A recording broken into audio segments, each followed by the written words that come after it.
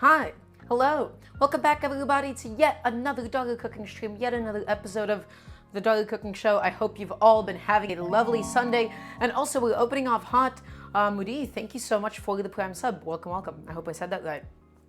I see that we have so many lovely people in chat at the moment. Hello to Liam, hello to Bald Squirrel, hello to Dosky, hello to Trash Can Cat Mom, hello to Dr. Slowbro, hello to Kaze, hello to WW, hello to Ali, hello to Serena Chess as well. And I'm sorry if I missed any. The chat is going to eventually scroll up and catch up. Also, hello to October's Brain. Welcome on in, everybody. Thank you for being here. I apologize for the relatively late stream.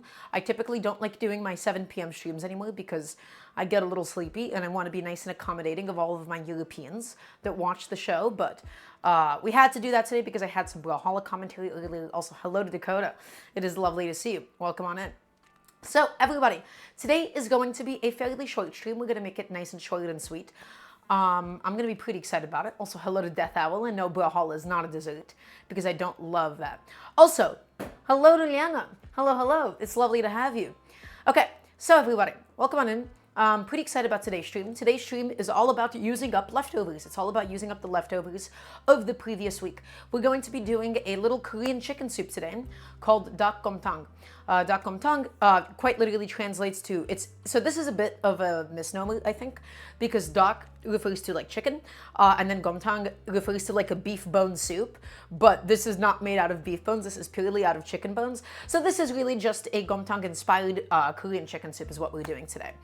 We made a chicken broth on the previous stream that I want to use up for today, and then I also have my legs and my thighs from that as well. We're going to gently cook it. We have some garlic, some ginger. Let's walk you through all of the different components. So we have a fairly milky, as I like to describe it, we have a fairly gelatinous chicken stock here that we did last time because I only buy whole chickens on the stream. We break them down and we made this really lovely chicken stock. It was intentionally left pretty bland. The only seasonings in here were the onions, the bay leaves, okay, and the chicken itself with a little bit of garlic. That allows it to be a blank slate for anything else that we want to do with it. Specifically today, we'll be making the Korean chicken soup with it. Okay, and we'll be fortifying it with a lot of other aromatics and flavors today, because now we know exactly what we're going to do with it. So for the soup itself, we're going to need a ridiculous amount of garlic cloves. We're going to need some freshly sliced up ginger as well.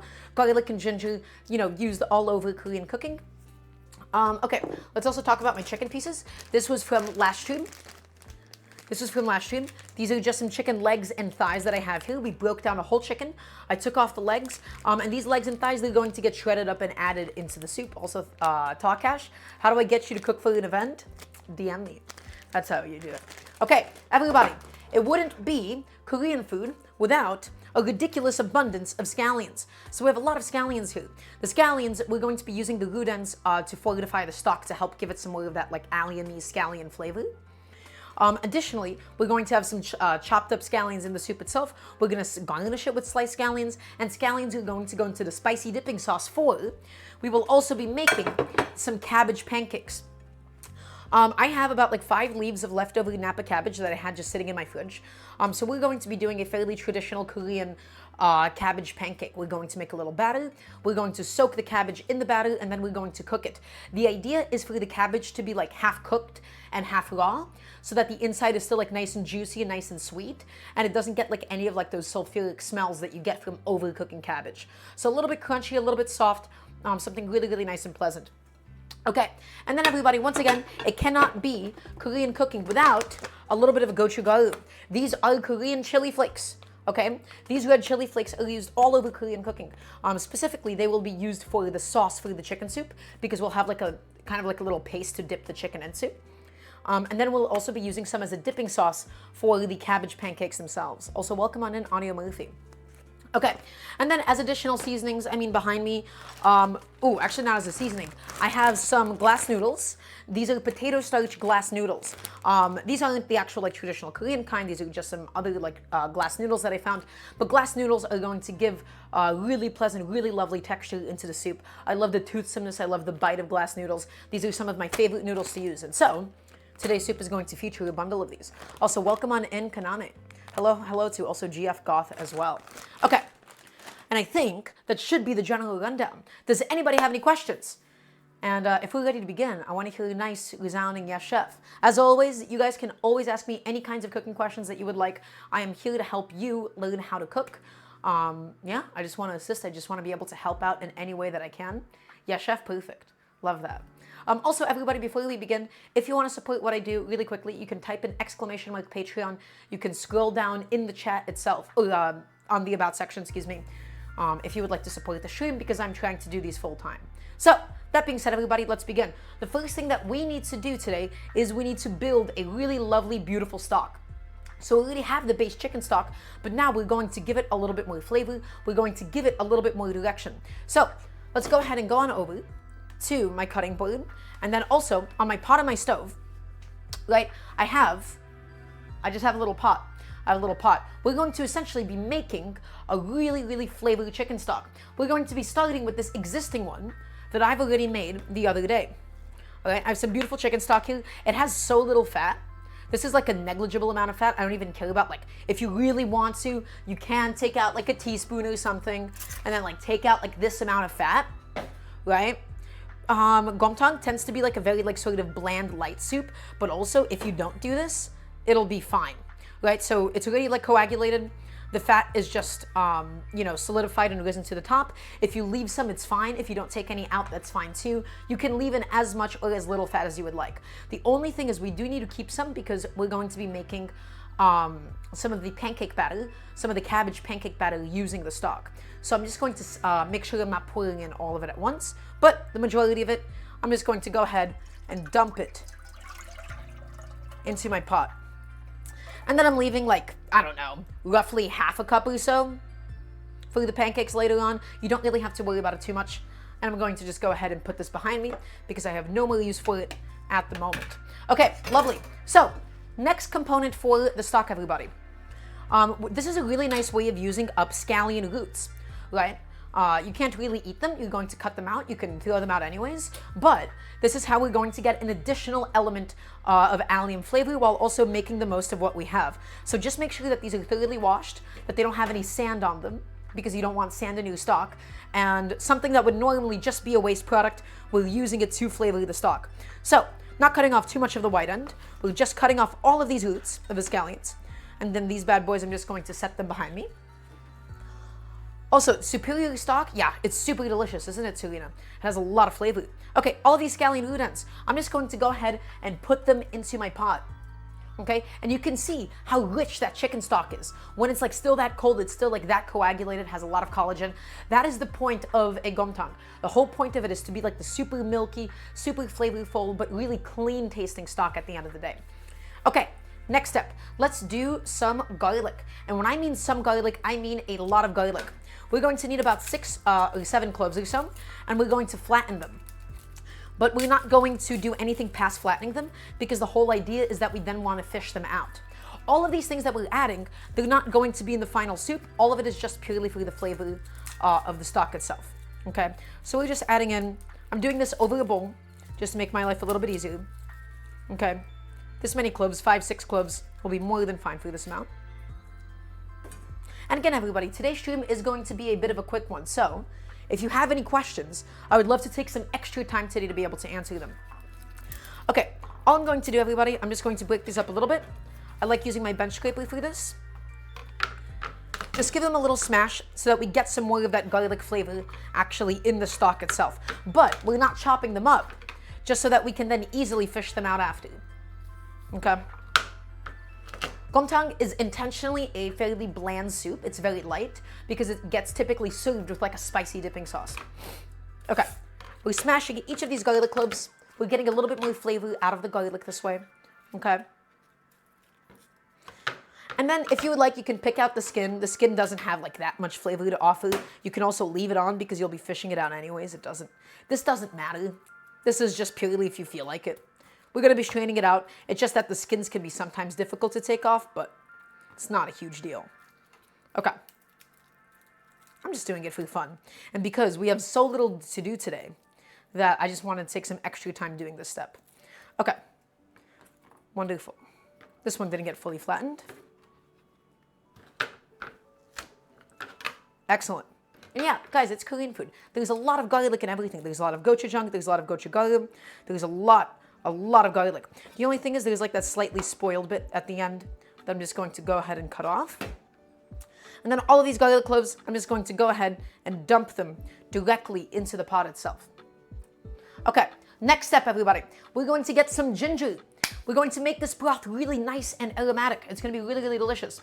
We're going to extract all of this flavor into the stock itself. How much ginger are we going to end up needing? I don't know. I'm not measuring. I'm just going off like a little chunk or so. I think this amount of ginger is going to be more than enough, and we're just going to slice it up a little bit. Okay? We're just going to slice it up. You can do the thing where you like peel it with like a spoon and stuff. I find that to be a little bit cumbersome. What I just more than anything prefer to do, I'm just going to slice off this dried off end on the bottom. Right? You can use a spoon. We'll use spoon today. I'm going to glove up for this, by the way, because ginger can actually be quite like difficult on your hands. I have eczema. My hands dry out really easily. And so getting that ginger juice on my hands would continue to dry them out. You don't have to do this. You can just also cut it off. You don't even have to peel it anyways. I'm just doing it because we don't have that much to do today. So I'm just keeping myself intentionally busy. Okay, you can just hold this in your hands and just scrape off all of that skin just by using a spoon. And that way you keep most of the ginger inside intact, but also if you do use a knife, you do end up wasting a little bit more ginger, but it doesn't matter because it's, it's fairly cheap. Okay, GF Goth asks, what kind of knives do you use, chef? Really good question. I'm going to show you my knives in a moment. The main two knives that I use really, really often are my Korean petty knife, and then I also really, really like, I'm not scraping this nearly as much as I could. I also really like my Kramer's Willing knife, and I'm going to show you and talk about the functionality of both of those in just a second. Okay. We don't have to be perfect with it. It's okay if there's like a little bit of skin left over. This guy, I'm not even going to bother with. I'm not even going to think about him. Okay, and then I'm just going to slice my ginger into a few pieces, and then in it goes. I don't want too much ginger because it can become really overpowering. Okay, just 3 slices of ginger just like that. So let me show you my knives. This is my Korean petty knife. I really, really like my petty knife because it's very nice for slicing and chopping small things. Think of something like a shallot. Think of something like a clove of garlic. Think of something like ginger. And then I also use this for boning chickens. The reason why you don't want too big of or too thick of a knife for boning chickens is because it starts to get really clunky. The brand of this knife is Korean. I'm not sure if you can see it. Okay. So this is something that I use for anything where I need a little bit more maneuverability. My other main knife that I use is my Kramer's Willing knife.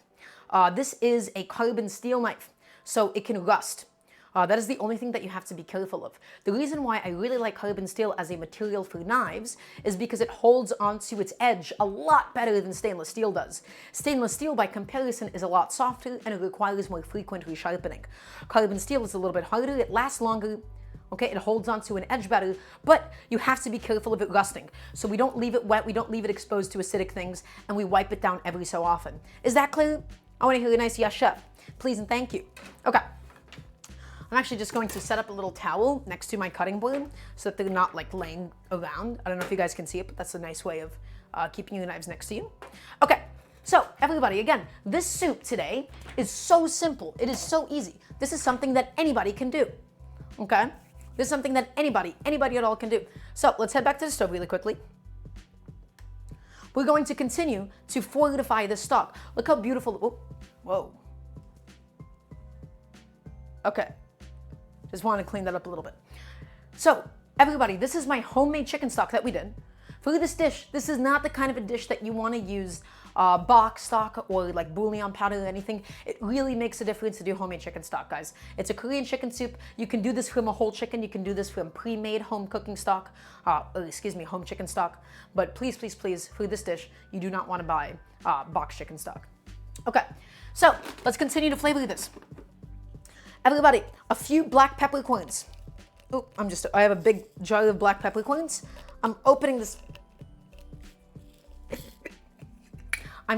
up, and we're just adding a few. We don't want too many. We don't want to over extract it or anything. So I'm just putting in like 5. black peppercorns. And then the last step to continue to fortify this chicken stock is going to be the addition of some beautiful bay leaves. This chicken stock already has some bay leaves, but I really want this thing to be aromatic. I want you to feel the scallions. I want you to feel the ginger. I want you to feel the garlic. I want you to feel everything else that we have going into it. Because, guys, this soup has no vegetables. We're not going to get any pieces of vegetables or anything besides the scallions themselves later on. So we're just trying to give this broth a lot of love at the moment. So a few scallions go in, a few bay leaves go in as well. And everything is just being done for the sake of flavor at this point. Okay, final step, everybody. We're going to go in with our chicken. So I have 2 legs and I have 2 thighs. I'm not making a lot. 2 legs and 2 thighs, this can make like 3 portions. This amount of soup is only going to be 3 servings. I am just doing this to get rid of leftovers. I didn't have to buy any additional ingredients today besides the scallions for this dish. All of this is using things that we've been using throughout the week. So, in order to achieve this, we're going to be starting the chicken off in cold water. Everybody, there's a reason that we're doing this. So here's my chicken legs. I'm just going to go ahead. I'm going to tuck them in. Chat, does somebody know the reason why we're going to be starting the chicken legs and the thighs in cold water, or rather in cold stock, and why we will never be boiling it? We will only be gently poaching it. Does anybody know why? Oop, I'm a little bit stuck with contaminated gloves at the moment. So, everybody, here's the intention. If you boil this, what you are going to get is you're going to get chicken that is overcooked on the outside and then undercooked on the inside. Yes, exactly. It's not about it getting tough, it's about it getting sort of overcooked and dry. By gently heating it, by making sure that this chicken poaches and doesn't boil, the outside of the meat won't become sort of like really grainy and unpleasant. How many times have you had like a boiled piece of chicken and the outside of it was that grainy, was that unpleasant? It was like chalky and dry and rubbery on the outside. So we have the skin also protecting the chicken as it cooks, but we're going to make sure that it's never at an aggressive boil. We're going to make sure that it's only at a light simmer, light. So we started off on a medium to high heat just to get it up to temperature, and then we drop it down to a simmer, and then we let it go for about 30 minutes or so.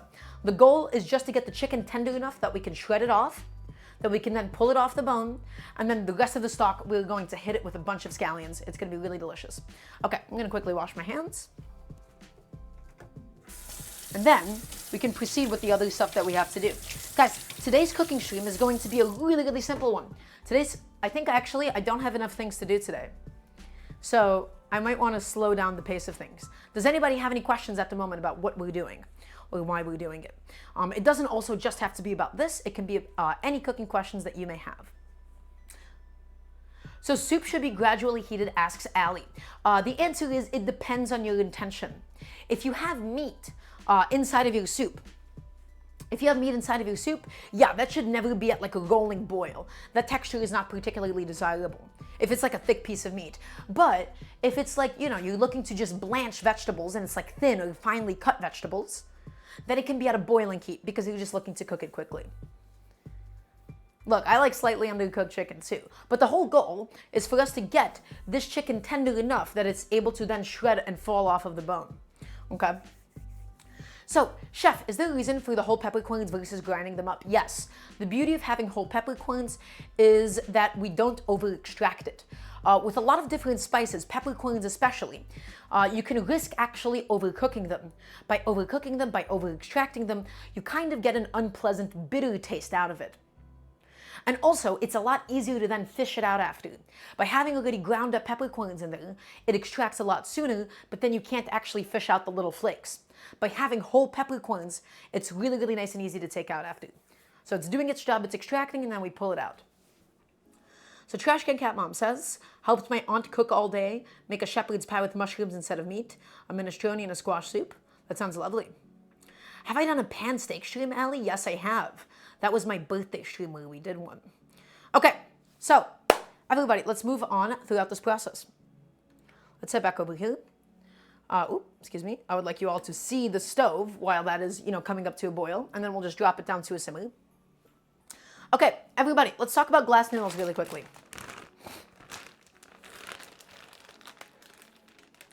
These are one of my favorite kinds of noodles to eat. I love these things. These are glass noodles, everybody. The beauty of glass noodles is they have this incredible chew to it. They have this really, really incredible texture to them. Okay? I love them cold. I love them in salads. I love it in like something like a japchae, which is like the most traditional use of it. And I even like it in soups. You don't typically see it too often that glass noodles are used in soups. But before we actually ever add it to the soup, we do need to soak it in cold water. The reason for this is because glass noodles are full of so much starch that if you were to take this and add this to your stock immediately, it's going to soak up all of the liquid and then your soup is going to be gone. Pre-soaking it lets it soak up a lot of extra water so that it then doesn't over-soak your soup. Oftentimes, when people cook with glass noodles and they put it directly into their soup, I mean, guys, you saw me do that on stream. You've seen how much it just completely disappears. Also, one thing, I realized I didn't salt this broth. Typically, by the way, Gomtang is kept very intentionally bland. It's cooked without salt, and then people sort of take the meat and they dip it in salt. I don't like doing that. I want my Gomtang to be fully seasoned. Okay, I want it to be seasoned. I want it to be salted. You don't have to do it that way. This is, maybe a little bit non-traditional what I'm doing, but I'm going to hit it with, a fairly generous amount of salt here. Okay, and then we can always adjust it later on as it reduces. We don't even have to worry about stirring it in. It'll be more than fine. Okay, so here's what we have to do, everybody. All we need a bowl. We need a bowl that we can then confidently just make sure that the glass noodles will then be covered. And we're just going to keep these soaking in water until we're ready to use them. You can do warm water, you can do cold water, it doesn't really matter. So I'm just behind me, I'm at my faucet at the moment. You just want to make sure that everything is nicely and beautifully covered for glass noodles. Does everybody understand? Does everybody understand why we don't add glass noodles directly to something? Can I please get a yes, chef? So yeah, we're just going to soak them. We're just going to set that behind us. We have no use for them at the moment otherwise. Okay, they've already done a job for us. We've done their job for us. And then we're just going to add them to the end. Basically, we're going to make the stock. We're going to cook this chicken fully. Then we're going to take the chicken out. We're going to have this nice clean stock. We're going to add in chopped up scallions. We're going to add in the glass noodles. And then we'll serve it all together. Okay. So, take this bowl of glass noodles. I am going to go ahead and set that behind me. Okay. So, scallions. Everybody, we're making Korean food. And if you know anything about Korean food, you know about the sheer abundance of scallions that goes into everything. So, we need scallions today for 3 separate purposes. First, we're going to chop up the scallion whites into nice pieces, and we're going to cook it in the broth alongside the glass noodles for like some slightly sweet, half-cooked scallions. We're going to have some scallion greens on top as a garnish when we actually plate the soup up. Okay, and then we're going to have some in a dipping sauce that we need for the cabbage pancakes. So we need a lot of scallions today. The first thing that I'm going to do is I'm just going to separate the whites from the greens. The whites, they stand up to cooking a little bit more. Okay, they're a little bit thicker, they tend to be a little bit harsher, but it also just doesn't matter that much. But yeah, typically the greens would be used for garnishing or like added at the end to things. And the whites would be used for cooking. There we go. All these beautiful scallion whites. I'm gonna go ahead and grab a plate just to go ahead and put the greens behind me for now. Okay, and then the size of which you cut your scallion whites is entirely up to you. Just think about the kinds of pieces that you want to bite into when you're eating your soup. I want all of these scallions in the soup. Guys, I can't have enough scallions. I know this probably looks like a ridiculous amount. Also, scallions, right now, they're not cheap. This was like $1.40 for that bundle of scallions.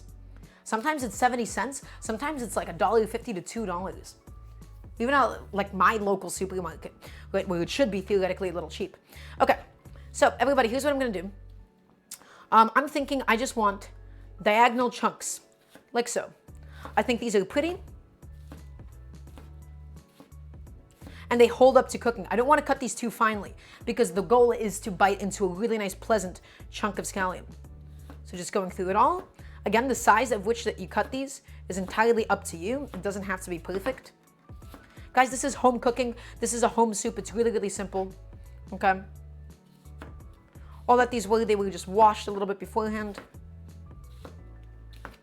Something like that, and then it's fine. Beautiful. Okay. I'm going to go ahead and get a plate for it.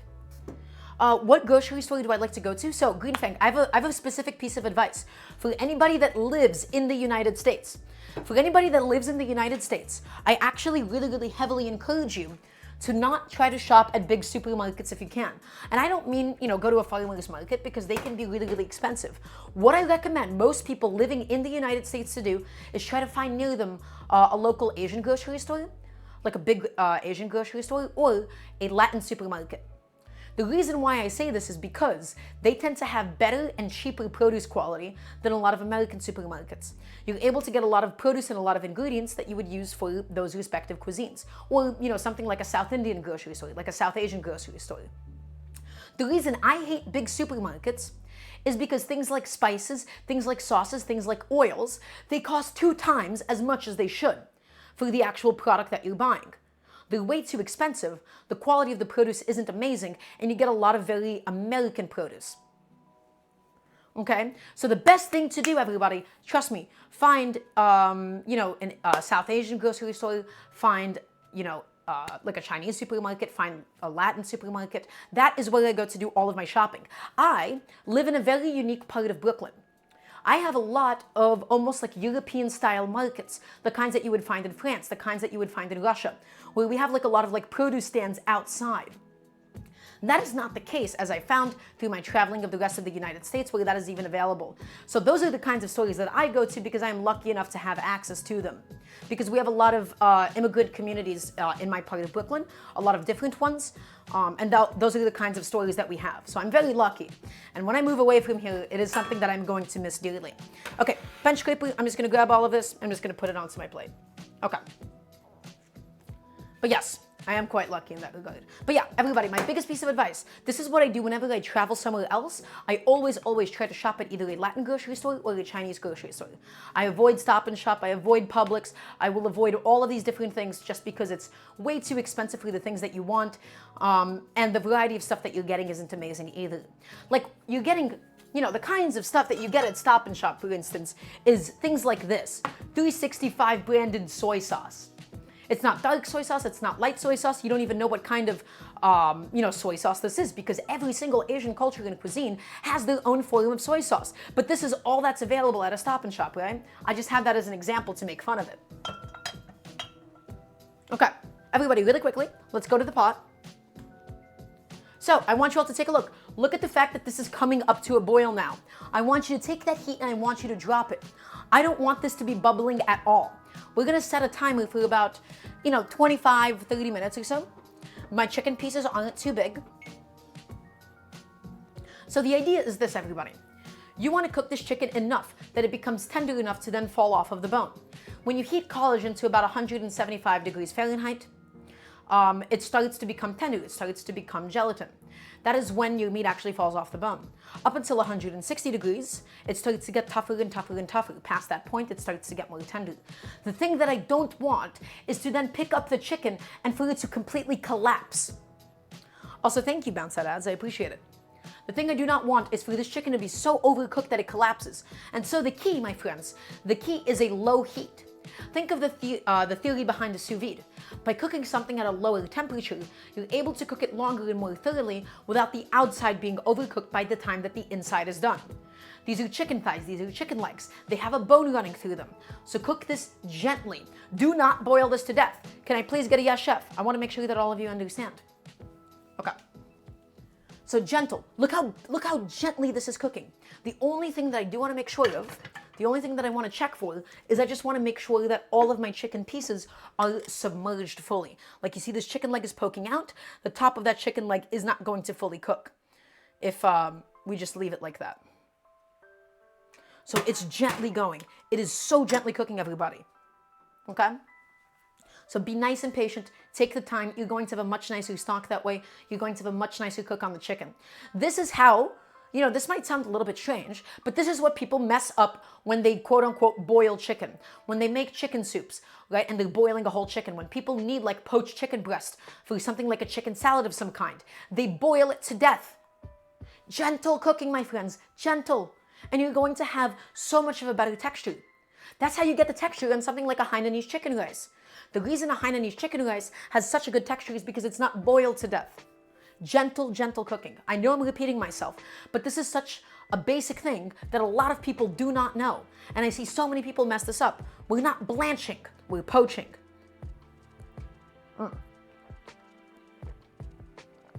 Okay, a little sip of water.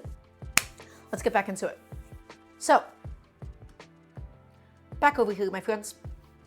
Let's address the rest of these scallions. I do not think I'm going to need all of these scallions for today. I'm going to use up those scallion whites for sure, but I'm only going to need about this much for garnish, and then I'm going to need about this much for my sauce. So this, I'm going to show you how I put it away really quickly. Let me just grab a container for it that can fit. Okay, that should be good. 1 second, everybody. Thank you for your patience. Where is the lid for this container? I'm going to show you how I store this. Can you use frozen chicken thighs, or do I need to defrost first? Allie, I think you could actually get away with using frozen chicken thighs, but do an even colder temperature than what I am doing now. Because it's going to take a while for the inside of it to defrost, I think you can definitely use frozen chicken thighs for this. Okay, I'm just trying to find a lid. Where did my lid go? Is that the lid for this? Please tell me that's the lid. Okay, it is. Wonderful. Just stopping by to wish me a happy birthday. Oh, thank you, but cat steal. It's not my birthday. How'd you think it was my birthday? Okay, I'm just going to cut this in half just to fit this into my container. Also, everybody, this is how I keep my herbs really, really fresh in the fridge.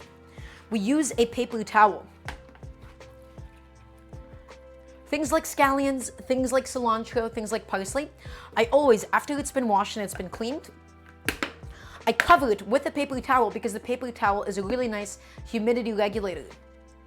It's not my birthday. Guys, please.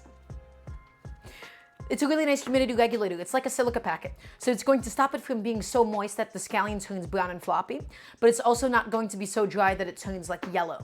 Okay? So this is what I always do. I'm going to put this into my fridge. Okay, excellent. It's not, Chad, it's not my birthday, but thank you. It's so sweet of all of you. Okay, we have all of these scallions now. We have this massive bundle of scallions. So these bad boys, I want to really, really thinly slice them. I don't want to chop them, but I want to really, really thinly slice them because these are going to go into a sauce. So you want like the thinly sliced scallions so the flavor can really extract. Okay, and then some of these are going to go on for garnish as well, so it's going to be really, really pretty. So everybody, I want you to use the full length of your knife for this. I don't want you to keep the tip of your knife on your cutting board. I want you to basically base the tip, slice your scallions into really beautiful thin rings. I'm using the full length of my knife and I'm using minimal vertical force because I don't want to crush my scallions. I just want to chop them. Or, I don't want to chop my scallions, I want to slice them. I don't want to do this motion. Just like this, my friends. Just like this. This way, we're not just using one tiny part of our knives. Everybody, as you may know, I hate chopping things because when you chop something, right, if we were just to do this, we're only using this portion of our knives. The rest of this goes unused, and then you're getting a much less sharp of a cut because you just end up crushing more cells instead of gently slicing through them. Chopping is for trees when you're using an axe on them, or maybe you're cutting something hard like a butternut squash. For scallions, for herbs, you want to be as gentle. Ow. You want to be as gentle and as delicate as possible here. Okay? So, Turina Chess asks, does chef add water to stocks to cover the solids for a long time and lose volume? Yes, I do that only if it's getting a little bit too dry. At the moment, it's not reducing that much, especially because it's not boiling. It'll be okay. My pinky is tucked in, guys. Don't worry. My form is okay. I promise you my form is fine. So we're just going about this nice and slowly. We're slicing all of this up. Okay? We're getting beautifully sliced scallions, my friends. Boop. All the way through. But yes, so if we see the pot that's like, it's getting like a little bit too dry and we're losing a lot of volume of the stock, Losing volume and stock can be okay if you're looking to concentrate the flavor, but if it becomes too concentrated and too intense, we can always add water. It's just more difficult to take water away because then you have to boil it down and evaporate it again from scratch. Okay, so that's all of the sliced scallions. Look at this beautiful bundle. Look at this beautiful batch of sliced scallions. Okay, and now, everybody, so we have two kinds of scallions. We have the whites that have been cut up into big pieces because this is going to go directly into the soup. And then we have these green sliced scallions that are going to be added both into the sauce and then also added in on top of the soup as a lovely, beautiful little garnish. Okay, we can now officially set that and put that all behind us. We have no more use for it at the moment. Let's go ahead and look at the pot. Let's make sure that nothing is exposed. Something that we do want to do, however, is you see these chicken legs, let's just flip them over. You see these chicken thighs, let's just flip them over because I want to be 100% sure that these are all cooking as evenly as humanly possible. Okay? So you see some of them are starting to come a little bit exposed. It's okay. We'll just flip them back around. We just want to make sure that everything is evenly cooking. Also, have you guys seen how photogenic that looks? Are you guys seeing that? Look how beautiful the boiling water is. I think that looks pretty nice, doesn't it? Looks pretty sweet. Okay, so here's the other things that we need to make. We need to make the two dipping sauces. We're going to have one dipping sauce for the cabbage. We're going to have one dipping sauce for the chicken itself. Because the idea is you have like the separate like flavorful like seasoning paste, and then you take a sip of the soup, and then you maybe add some seasoning paste, and then you take some of the meat, and then you dip it into the paste, and then we need to make the batter for the cabbage as well. So let's keep it going. Let's keep it continuing. Okay. So let's start with the sauce that we're going to use for the cabbage. Let's start with that. I think that'll be nice. Okay, I'm going to do this. Where's a tiny bowl? We have a nice little bowl in here. Great. So here's what we're going to start with. We are going to start with a little bit of gochugaru. Everybody, this is one of the most important flavors in all of Korean cooking. You see gochugaru used in just about everything. Okay? The three most fundamental Korean ingredients that if you want to be cooking Korean food, you need gochugaru, which I'll show you that right now. We're not using any today. But if you want to be making Korean food at home, the three staples that you need are going to be gochugaru. Okay, so this is a hot pepper paste. This is a paste, so it's really nice and fermented, and these are just dried flakes. Okay? You need the gochugaru, which is the flakes, and then you need doenjang, which is essentially a soybean paste. Really similar to things like miso paste, really similar to things like Chinese bean paste. Okay? Oops, excuse me, I have to check a notification really quickly. My apologies. Okay. Actually, I'm trying to think. I think this bowl might be like a little bit too big for the amount of dipping sauce that we're going to make. I think we're just going to do this. I think this bowl is going to be more than fine. Okay. So, we're just going to, and guys, I'm not going to really measure this, but you could, because you can add as much or as little of something as you would like for this. So all I'm going to do, I'm adding, half a tablespoon of gochugaru here. And we're going to adjust it. We're going to taste it, and then we're going to adjust it for the seasoning as we see fit, okay? Then we're going to add a few spoons of dark soy sauce here. You can use any kind of soy sauce that you really want for this. This is not a Korean soy sauce. This is a Chinese dark soy sauce because that's what I have. Okay. So we're just going to go ahead and add that in. Again, I'm not really measuring. This is just going to be the base of your dipping sauce for the cabbage. Okay, lovely. Just going to go ahead and set that behind me now. I'm going to put this on a plate, actually. That'll be the nicest thing I can possibly do for it. Okay, next, we are going to need a little bit of vinegar. You want some kind of acidity in this. I'm going to be just using Chinese black vinegar. Is that traditional? No. You can use rice wine vinegar. You can use rice vinegar. You can use anything that you have on hand. I'm just going to be starting basically with, I like a 4-to-1 ratio, typically speaking, of soy sauce to vinegar for something like this. Okay, something like that. Set that behind me in case we need it later on. We're also going to get some sesame seeds in here. So I'm adding in just like a little bit, however much that is. Okay, and now will also be tossing in a generous amount of my scallion greens for the sauce. And then the final step, everybody, you cannot have Korean food without garlic. The garlic is an essential component here. Okay, so we want a fairly large amount of garlic. I'm gonna say like, 2 cloves of raw garlic for this. Because it's such a small vessel. In fact, we'll start with 1 clove of raw garlic, and I'm going to be using my garlic press for this. The reason I like using my garlic press for this is because we get to fully mince it. I hate chopping garlic on a cutting board. I think my chicken is cooking a little too aggressively. Those are some aggressive bubbles happening. So I'm going to take my legs, I'm going to just flip them around once more. Take my thighs, I'm going to flip them around. Excellent. We're gently cooking all of this. Okay. We're going to start with however much garlic this is, and then if we want more, we can always add in some more. Nice and easy, guys. Keep it simple. Ooh. Okay. We're going to smash it down. We smash it down first so that we can then just take that skin off. Nice and easy. Okay. Lovely.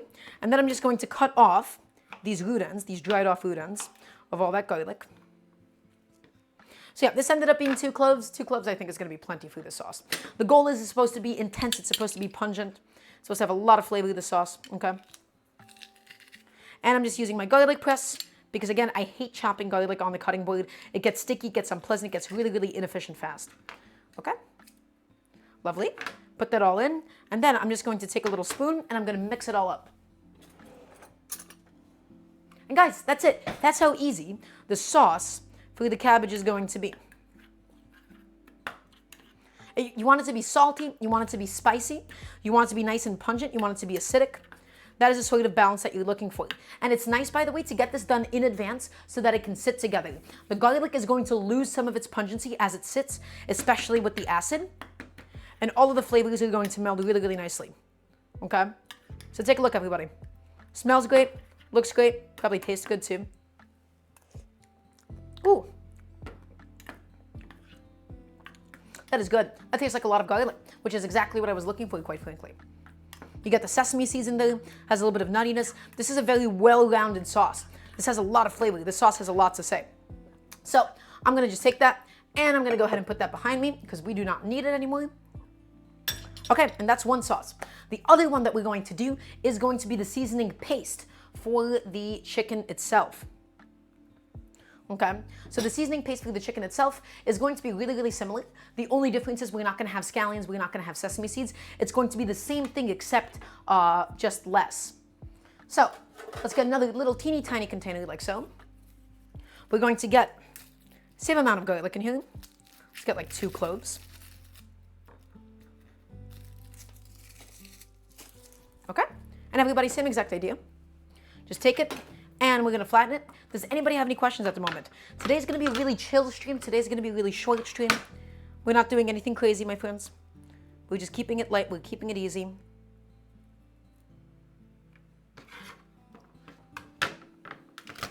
Okay. There we go. Lovely. Once again, I'm just cutting off these dried off root ends just because they can get a little unpleasant to eat. Okay, and I'm going to go in with my garlic press. Come on, buddy, in you go. Thank you. This one, we're looking to have a greater concentration of the gochugaru because we're looking for a little bit more heat in this one. We're looking for this one to be like profoundly like spicy, and the saltiness from the soy sauce is just a feature of it. So we're looking for it to be garlicky, we're looking for it to be nice and pungent, we're looking for this to be bold. Just a little bit more simple in terms of the actual total composition. Okay, great, lovely. And I still have some more garlic that hasn't actually successfully gone through the press. And we put it in, and then we scrape it off. Okay, I'm gonna go ahead and put that into my sink. We no longer need it.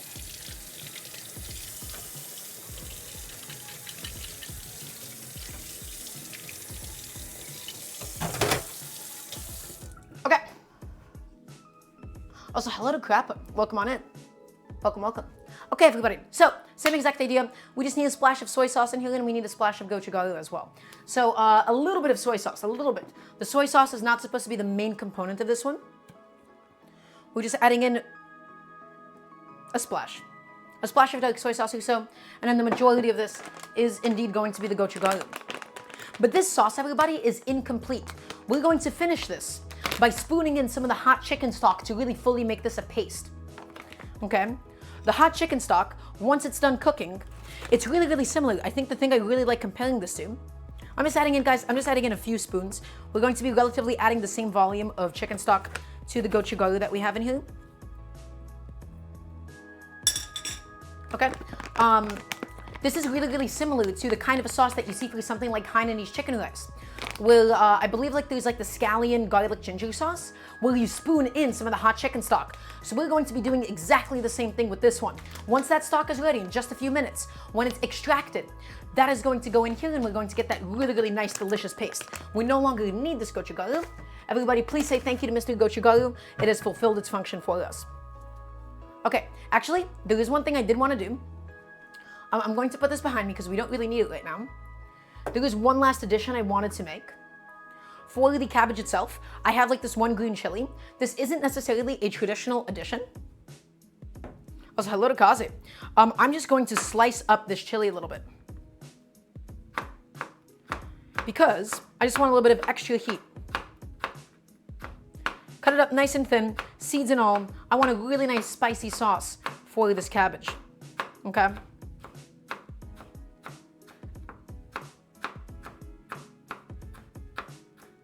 Okay, the tip I can also leave off. Lovely. There we go. We just sliced through it. That's one sliced up chili. I just want some additional heat. Going in here. Excellent. Everybody, please remind me not to touch my face because I do that all the time after I chop up something spicy. I'm already doing it right now. I'm playing with fire at the moment. And I'm just going to basically mash all of this up together. Let's give that another taste. Oh, guys, this sauce is so simple and it's so good. The gochugaru, the soy sauce, the vinegar, it's acidic, it's salty, it's spicy. This has everything that you could possibly want in it. Okay, chat, let's do a little recap session. Who's ready for a little recap? I want to hear a nice resounding yes, chef. Today, we're going to be doing a dak gomtang. This is a Korean, very, very like clean, very, very simple chicken soup. So, why am I doing this dish today? Because last time I had a whole chicken, I broke down the whole chicken, and as a result, I got some chicken stock and the chicken pieces, specifically the legs today. So I looked at that and I got inspired. So we're using my leftover chicken stock, and I'm gently poaching my chicken legs with some garlic, with some ginger, with my scallion root ends, with some black peppercorns and bay leaves. We're getting this really, really nice, delicious aromatic stock. And the goal of us gently poaching it is so that the chicken doesn't overcook. We want it to be nice and tender enough that it falls off the bone, but we don't boil it to death so the outside of it isn't rubbery. So I'm going to once again go in with my tongs and just make sure that everything is evenly cooking.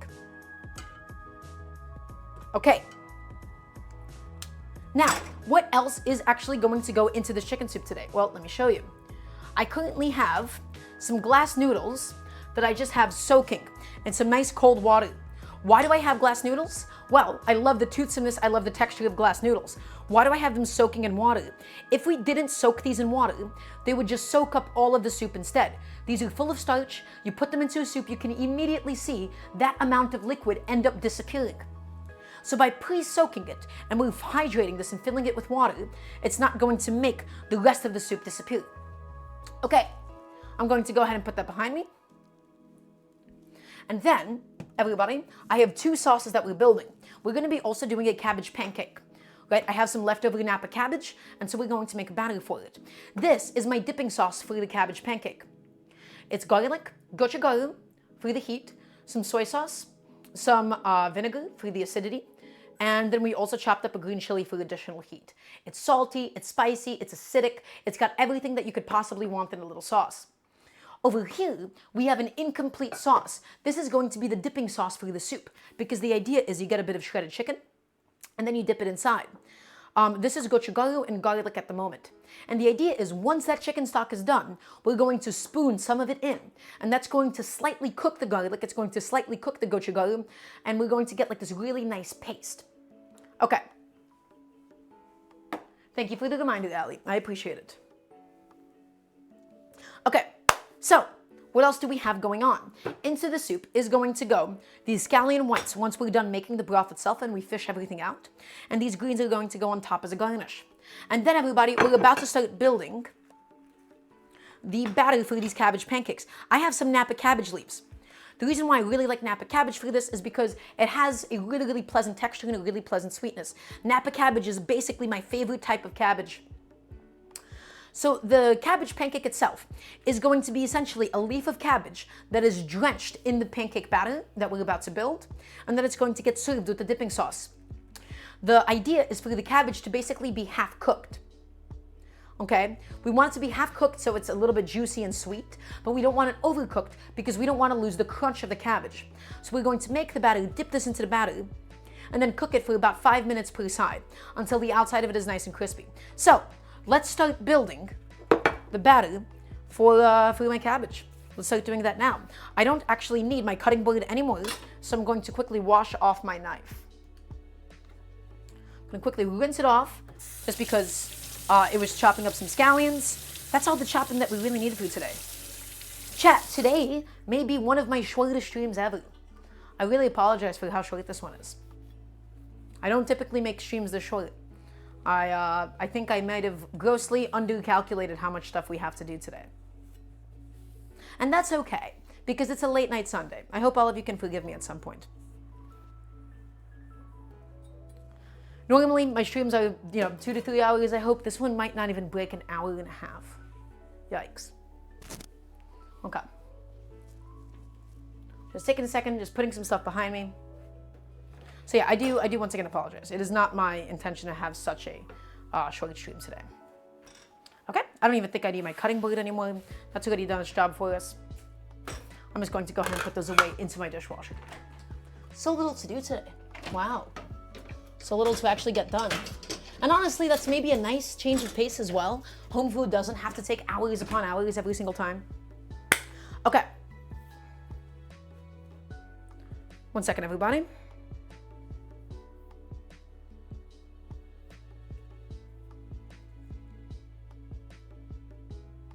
Okay. I'm just also going to rinse that off because I am going to need this in a second. Lovely. Yeah, it was a very, very busy weekend of commentary. Juggling both esports and this at the same time, oof, a bit of a tall order. Okay, I'm going to just once again continue to just flip my chicken. Again, the goal of it is to just get the whole thing really nice and tender. Get it evenly cooked as possible. And even though my timer says 2 minutes, I'm going to bump it up to like 6. I do want to make sure that it's fully cooked through, that it's nice and tender. Okay.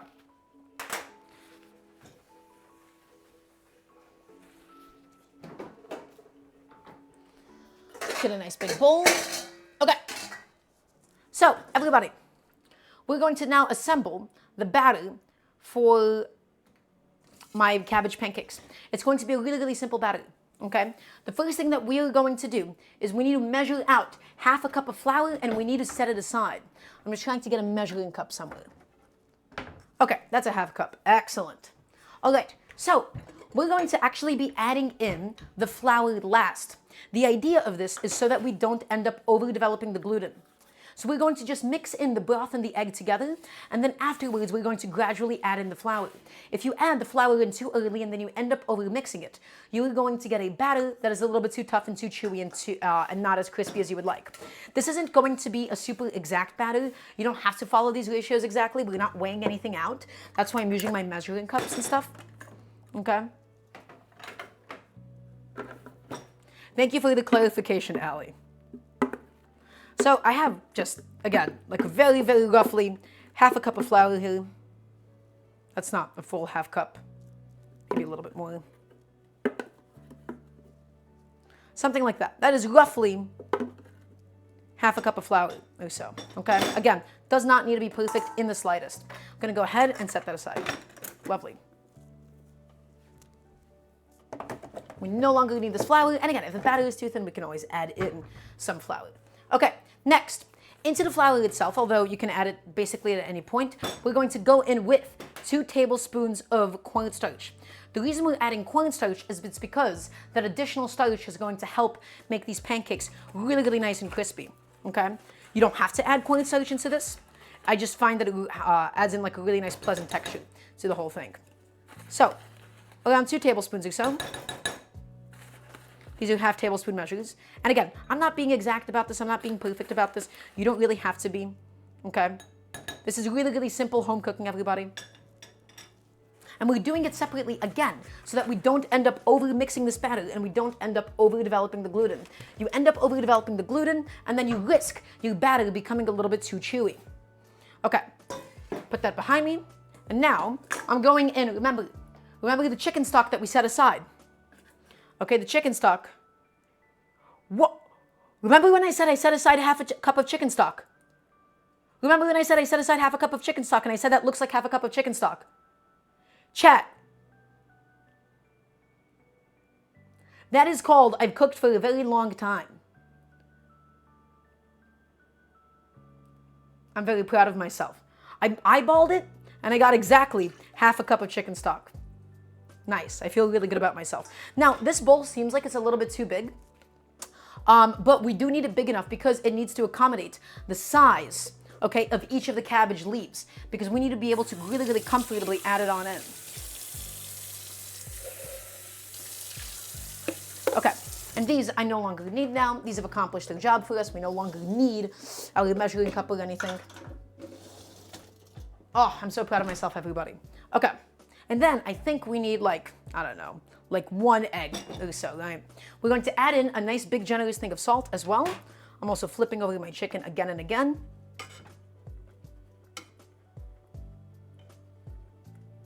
Again, we're just looking for as evenly cooked of a piece of chicken as humanly possible here.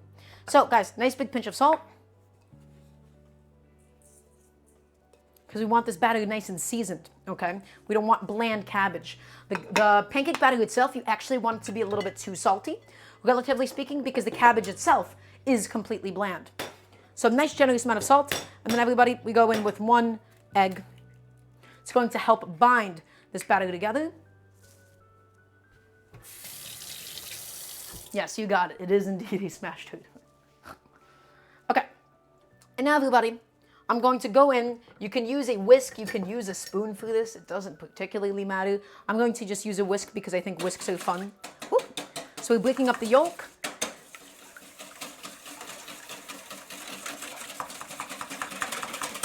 And I'm just dissolving it. We're just breaking it up. We don't need to beat in any air or anything. We just want to make sure that we have no streaks of egg whites in here.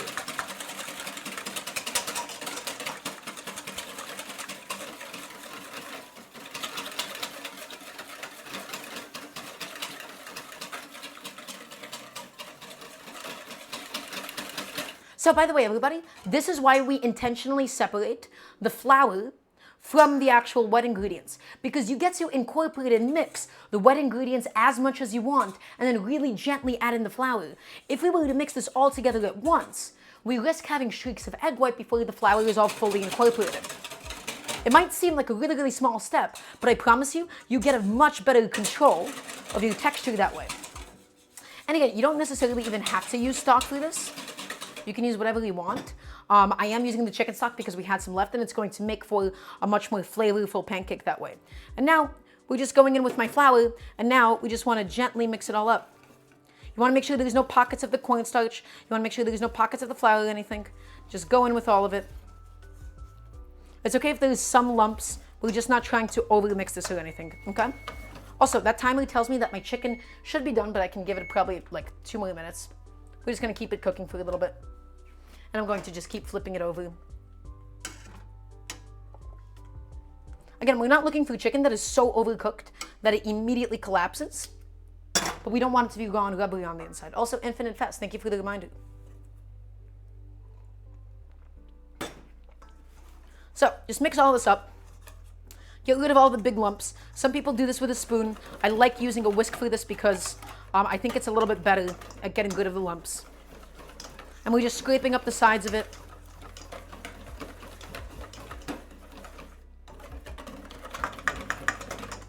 Okay, again, we're not overly mixing this or anything, guys. We're just doing it enough until we feel like we've gotten rid of the majority of those lumps. And again, it's fine if there's some left over.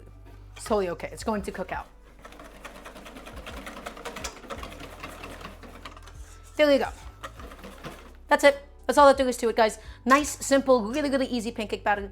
Once again, we used a little bit of chicken stock for some of that extra flavor. We added a big pinch of salt. We added in an egg, some cornstarch for crispiness, and flour to just keep it all together. That's it. That's literally all there is to it. And now you can just let that chill out a little bit. You can cover this with plastic wrap or something if you're not going to use it immediately, but we will be using this like in a second, right? It's going to take no time at all.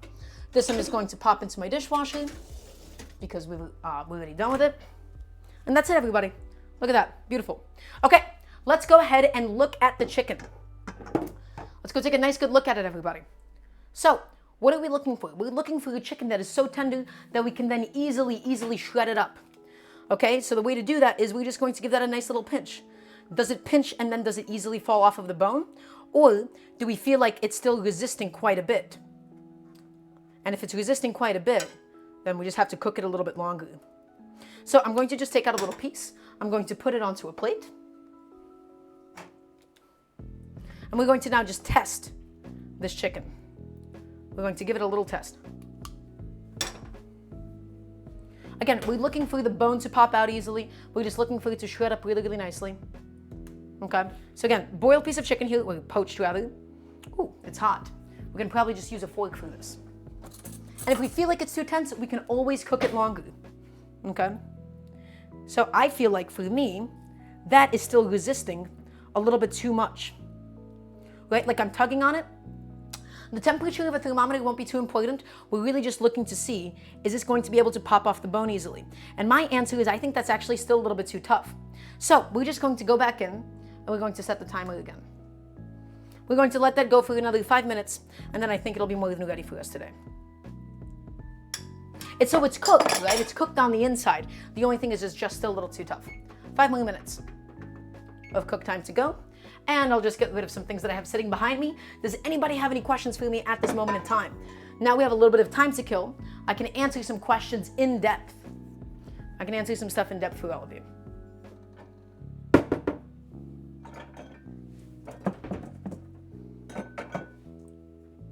But yeah, I'm just cleaning as I go because again, guys, I am cooking at home. When you cook at home, you have to clean as you go. It is not an option.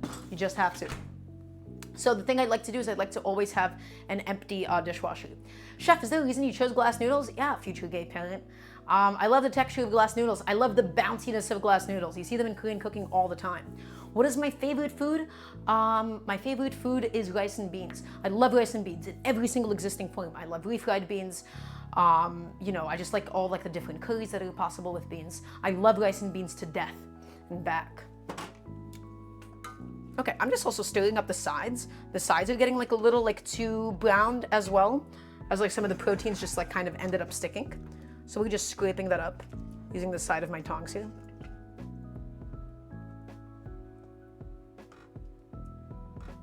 Just flipping everything around. I'm just keeping it moving nicely.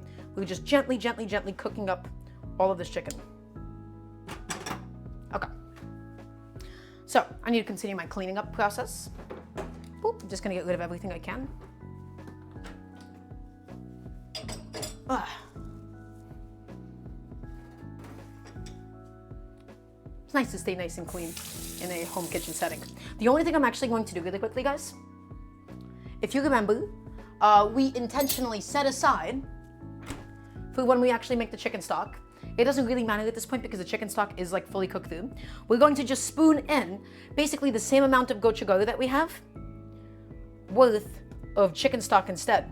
So the chicken is fully cooked through, right? It's not raw on the inside. We're just now cooking it purely for tenderness reasons. There you go. That hot chicken stock is going to really quickly cook that gochugaru. It's going to cook the garlic, and we're going to get this really tasty little seasoning paste. All right, so just take a little spoon and just mix all of that now up together as we're hydrating the gochugaru and we're hydrating that garlic. And that is just going to sit together and just really slightly cook it all through. Really flavorful, but really intense. So you don't really want to eat this paste by itself or anything. This is intended to be eaten with the chicken. Okay, back to the stove as that continues finishing cooking through.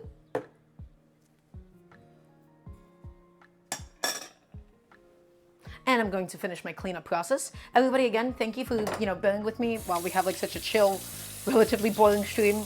I wanted to do the soup and then I realized, oh, wait a second, I don't have actually that much to do for it, which kind of sucks.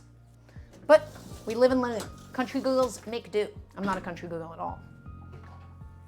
And so the goal, by the way, after the soup is done, after the chicken is done cooking, we're going to take the chicken off. We're going to cool it off on a plate until we can comfortably shred it up. Okay? And then we're going to strain out all of these different pieces. So all of those like scallion roots, all of those bay leaves, everything in here has already done its job for us. Okay? It's already all done its job. It's already all beautifully cooked. I'm just scraping up the sides because I have some of like the stuck proteins on the sides. And we don't need any of these solids anymore. We're going to add the rest of the solids to the soup, being the glass noodles and the scallion whites in just a little bit. Okay. Beautiful. Nice, really, really rich, really delicious chicken stock. I do want to get a taste of the chicken stock just to see like how it's, doing.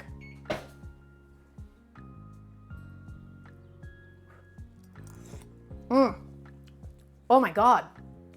That is so good. Guys, I know this stock looks really, really unassuming, but the garlic hits you, the ginger hits you, everything just hits you at once. That is incredibly flavorful. Oh, I love this. I love that trinity. I love the trinity of scallion, ginger, garlic. Scallion, ginger, garlic is the basis of so many different Asian cuisines, especially Korean cooking. Such a simple trinity, and yet it's so perfect. Okay, the only thing that we really need to do now is we need a plate on which the chicken is just going to cool down enough for us to handle so that we can then shred it up. So I'm going to use this tool. This is one of my favorite tools. It's called a spider. We can use that to fish out the chicken, or we can just, use tongs. I'm going to just essentially pick up each piece of chicken. I'm going to let it strain off so that I don't have any liquid on that plate. Okay? Take it off and put it onto my plate. Great. I'm just going to do that one by one with each of these pieces. And so, everybody, you don't want to overcook this chicken so much that it completely falls apart, because then you'll get a bunch of pieces of the meat actually swimming in this chicken. In the broth, excuse me. If you have a bunch of pieces of meat swimming in there, it's going to be really, really difficult to then distinguish it from all the pieces that we need to discard. Okay, so that's my other chicken thigh. Look how cute it is. Look how tiny it is. And my last chicken thigh. I'm just straining it off. Excellent. There it is. Okay, beautiful. So that's it. That's all we needed to do for that. And now I'm going to just set that behind me. And I'm going to let that cool down. We're going to shred it up. And then after we shred it up, we're going to mix it with a little bit of sesame oil. Okay, now, in the meantime, we have to get rid of all of these other solids. So you see all those other solids in the pot? They've done their job for us today. So we're just going to shut off the heat, and we need to take everything out. We don't need anything in here. Just get all of that broth out. You can put this through the strainer. You can also just use a spider like this. This is the beauty of keeping everything in like big intact chunks. When you keep it in big intact chunks, it's so much easier to then fish it out after. Okay. Ooh, guys, that broth is sticky. It is delicious. It is full of flavor. So we're just going out here and we're fishing out all the solids. Does anybody have any questions for me at the moment?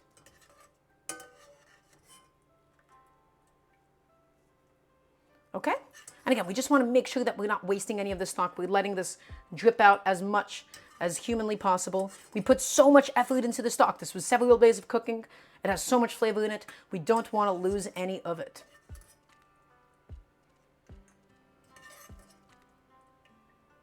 Okay.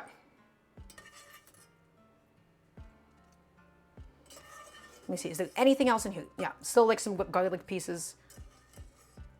Just cleaning it up, getting rid of everything that we possibly can that we do not need. That black peppercorn is getting a little bit finicky. It's getting a little bit annoying to deal with. Again, a strainer would have been probably better for this because this might be too big. Like the holes in here are too big. Come on. Guys, I can't get the black peppercorn out. I'm really annoyed about this at this point. Okay, come on. I want you out. How do I get it out? Am I going to just need to fish it out with some tongs? Like I can see them floating inside. Ugh, I have a little strainer that I can use. I have a little tool for this. Come on out, buddy. Come on. I have like this little strainer thing that I'm just going to use to get rid of the last little fragments on the bottom. If I can actually properly scoop any of it up, that would also be nice. Excuse me? Guys, are we serious right now? What is going on? You know what? I'm annoyed. I'm annoyed. I can see all of them floating on the bottom, and I haven't been able to get any of them out. Oh, I should have just used a strainer. I really should have just used a strainer. But now I'm too late. I've already dirtied all these different tools to try and get this job done. Excuse me? Guys, I am pissed. What am I... What?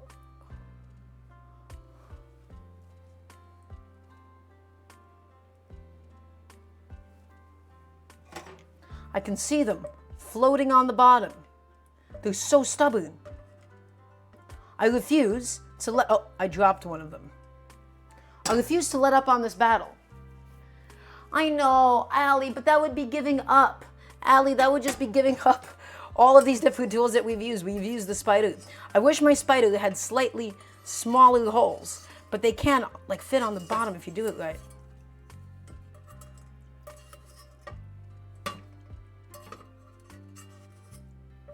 I got one. Through all of that effort and all of that time, I ended up picking up one. Okay, you know what? I give up. It's fine. If I get a black peppercorn in this, it's going to be fine. It's going to be fine. It's not going to be a big deal. I give up. I don't want to dirty a proper strainer. I don't want to dirty another vessel all for the sake of this. Okay, the only thing that we do need to do though, we do need to dilute this with a little bit more water, because if we taste this right now,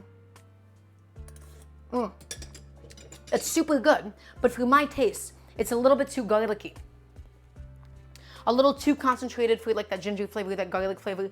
So we're just adding in a splash of liquid into this broth. Okay, not too much. We don't want to lose all that flavor. And then we're just going to taste it again after we add the liquid. That's more of what I'm looking for. I'm looking for a little bit more of a clean taste for this gomtang. Okay, we're not looking for anything super turbo concentrated. Okay, so chat. We have completed almost all of the different components that we need for today. The last step is actually going to be battering the cabbage, going to be frying the cabbage, and then finishing up the soup. So to finish the soup, we need to cook my scallion whites, and then we need to also cook my soaked glass noodles. I have a feeling that my glass noodles may soak up all of the liquid, but we'll see what ends up happening. And then I also, at the same time, need to fry up my cabbage. So I'm trying to think, what should happen first? I think that I should fry the cabbage first. So I'm going to set this aside. We don't really need this at the moment. We're going to fry the cabbage, my friends. I don't really need my tongs anymore. And all the while, the chicken is cooling down so that we can then shred it up. I have a nice little nonstick pan here. And we're going to heat up a certain volume of oil in that nonstick pan. You can use a steel pan for this, I'm sure, but because it is the first time I am making cabbage pancakes, I just want like the little assurance that having, you know, that pan, like a nonstick pan would give us. Gotta open this up. Okay, I have a fresh thing of peanut oil. Chat, you wanna make sure that you're using a nice neutral oil for this. I'm just getting this settled down. Oop. Do I need to pop this off? How do I do this? I have to open up my container of oil and it's like stuck. Oh, there we go. That seems to have done the job. Okay, we're going to start with a nice generous amount of oil. Each pancake is going to soak up a certain amount of that oil. So we just need to re-lube it as necessary. And we're going to set this on a nice medium to low heat so we can heat up that pan slowly and evenly. While that's heating up, everybody, let's go back on over here and let's set up the station for where we will be taking out each cabbage pancake. what I want to do, here is my idea. I want to take out each cabbage pancake and I want to put it on a sheet tray with wire rack. The reason that I want to do this is so that it doesn't get soggy by the time that it's done cooking. Okay, so we just want to make sure that the sheet tray can accommodate each of the pancakes that we do, and the pancakes are going to shrink down. So I think that's going to be fine. Okay, everybody. Sheet tray with the wire rack is going to be behind me so that when it gets put out, it'll be done with. And then I have this nice big bowl, and I have each of my Napa cabbage leaves. So the goal, everybody, we're going to basically get a thing of cabbage that is half covered in the batter itself. Okay, so I want to show you something really quickly. I've also not made potato pancakes. So you see these black spots on a cabbage? These are completely normal. These are called pepper specks. Sometimes it's called pepper ink.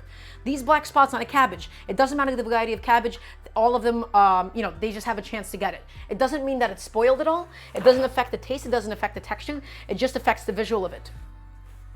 Keepers, this is a fairly traditional, really simple Korean home dish. So all we're doing, first of all, we're taking each cabbage leaf and we're making sure that it's nice and dry. Okay? We're making sure that it's nice and dry. We're heating up our oil in the pan, and then we're going to take a wooden spoon, or any kind of spoon for that matter. We're going to take any kind of spoon, and we're just going to make sure that it's nicely and thoroughly coated in all of that batter. Okay? It's going to pick it up, it's going to soak it up. You want to take some and you want to spoon some inside. And you see the, you don't really want to break the cabbage though. That is something that you don't want to do. So, everybody, the goal is we're going to heat up the oil enough. If the oil is too cold, it's not going to form a crust. And when we put the cabbage on, we're going to basically flatten it. The cabbage is going to be a little bit curled up. We need to flatten it with a spatula to make sure that it's in even contact. And we're basically holding the Napa cabbage by the base of it here. So we're heating up the oil slowly. We're spreading all of it out. Okay. We're covering it in a batter. And then once the oil is properly heated up, we will add it on in. So let's go to the stove. And then I'm going to maybe do 2 of these at a time. I just want some nice hot oil. Set that over there. Excellent. Get my bowl with my cabbage in it. This is going to be the station. So we take the cabbage, we put it into the pan with the oil, we're going to fry it, and then we're going to go ahead and take it out. Okay? Nice and simple. Nice and easy. I haven't made cabbage pancakes before, but I have eaten them at Korean restaurants. They're really, really tasty. They're really delicious. So we don't need the oil to be smoking hot or anything. But all we're going to do, my friends, now, we're going to take it. We're going to make sure that we get rid of all of the excess batter. Right? You see how much batter is dripping off of it. Okay? And then we're going to just lay that into the pan. And we're going to take a spatula. And then for about 10-15 seconds or so, we're just going to be flattening the whole thing to make sure that it's cooking nice and evenly.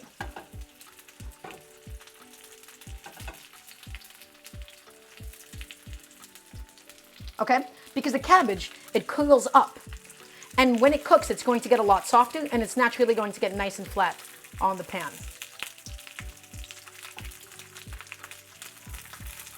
Just like so. Perfect. Make sure that your heat isn't too high or anything. I could have probably dripped off some more batter from it, but that's okay.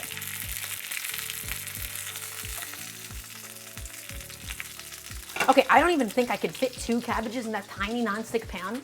Napa cabbage is huge. I could have probably cut this up a little bit when I cooked it, but that's okay. We're just going to get our next one battered up. And guys, this is only going to take a couple seconds per side. Well, not a couple seconds, a couple minutes per side, excuse me. Next Napa cabbage. I'm just going to take this bad boy, I'm going to just dunk it into the batter and do the same exact thing to it. Right? We're going to dunk it in. We're going to make sure that the batter is spooned all the way around the cabbage leaf itself. Again, it's all curled up, right, because it's a cabbage leaf. We're going to just take a look at the bottom. We're going to make sure it's not getting too brown on the bottom. It's looking good. It just needs a little bit more time on that one side, and then we'll flip it on over. Okay? Really, really simple. Oh, I should have probably dried off this cabbage leaf a little bit more, but that's okay.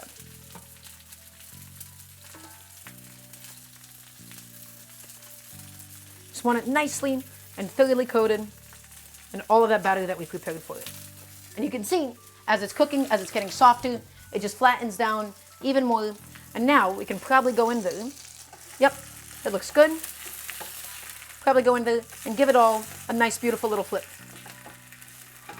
There you go. And guys, that's it. That's all you have to do for cabbage pancakes. The only thing is I am noticing my batter is slipping off of it slightly. I think I could have dried it off a little bit more, maybe made my batter thicker, but it's okay. First one's coming out pretty good. Really, really simple, guys. This is just like basic Korean home cooking. The batter itself that we made is really nice and flavorful. And now we just want to be able to get that kind of crust developed on that side too. And then we'll pull it off.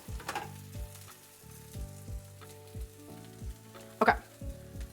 You know what? I think I'm just going to use some gloves to get like the next one on there. I'm going to like really dunk it in the batter and use my gloves.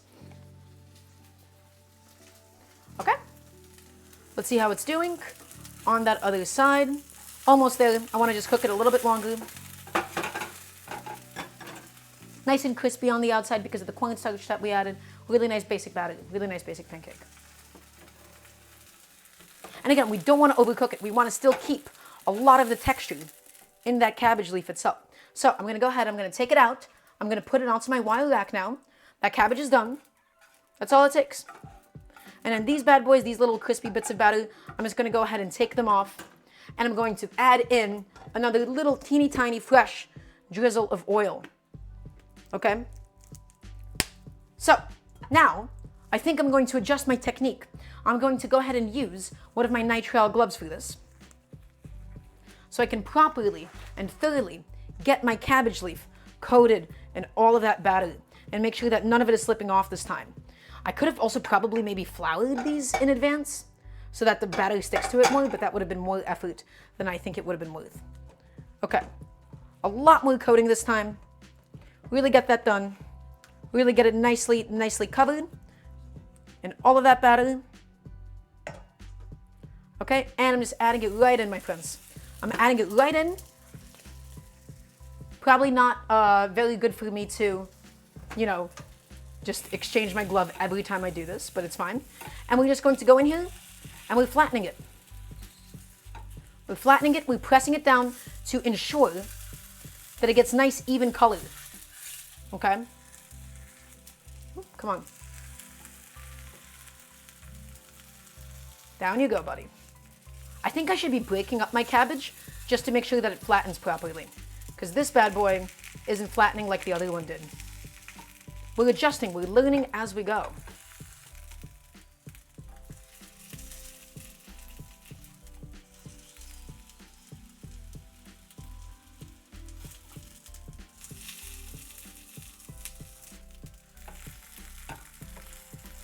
Okay, does anybody have any questions so far? I'm going to just check the bottom, just make sure it's not getting too much color or anything. Nope, it looks good. It smells great. I want to have a little taste of it. I want to see how it came out.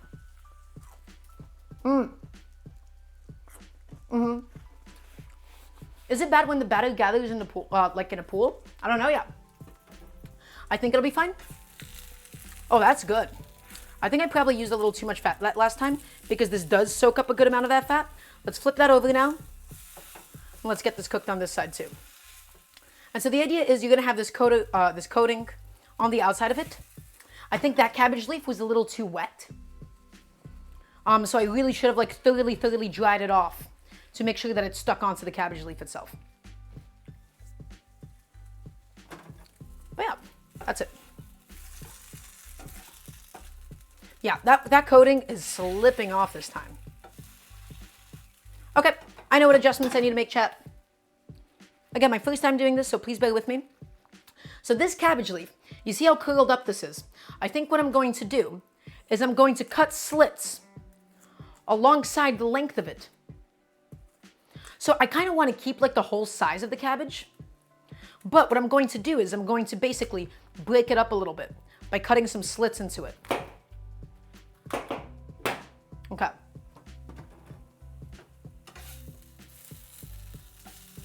I think that's what I'm going to do. Okay, a couple more time on that side. But if we do it like that, it'll properly flatten.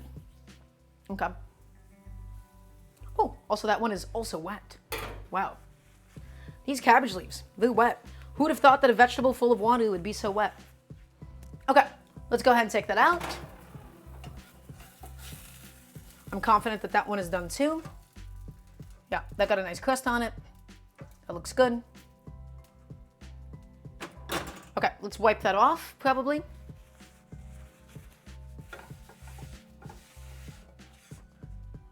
And it is soaking up a lot more oil than I thought it would. So what does that tell me? That probably means I need to be using less oil to compensate for how much each pancake will be soaking up. So maybe we'll only do that amount this time. Put it back in. And now let's glove up and get it. But yeah, I want to keep the size of the whole cabbage leaves, but I probably could have also done this with smaller bits of cabbage. I'm saying cabbage too many times. I'm getting sick of it. I don't want to say cabbage that much. It's getting annoying. Okay. Ooh, that cabbage broke off a little bit. That's okay. Get all that batter inside, smush it down. And this is also the center of the cabbage, so it's not like very flexible or anything, which I guess could also be a problem too.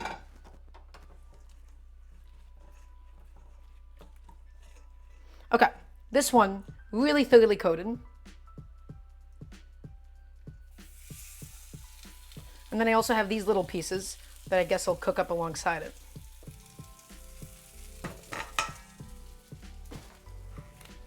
I need a new name for cabbage. I'm not going to call it a cab, though. It's kind of annoying. There you go. Okay, so cutting slits in it seems to be pretty essential. Because now take a look at the way that this flattens when I cut slits in it, right? It just follows the natural groove of all of those slits. And that way it softens up a lot easier.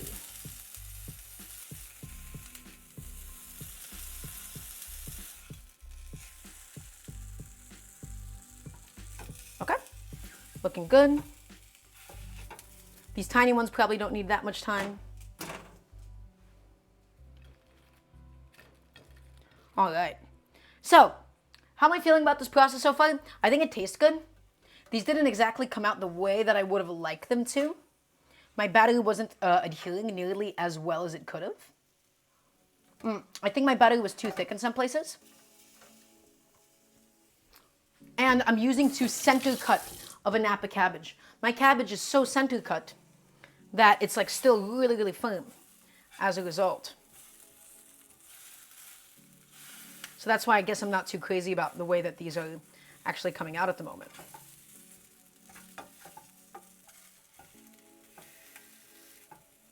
Oh, yeah, I probably shouldn't press it after I give them a flip. Not the best, but that's okay. Was the cabbage too wet? I think that could have been part of it, but I think my batter was so thick that it didn't properly adhere.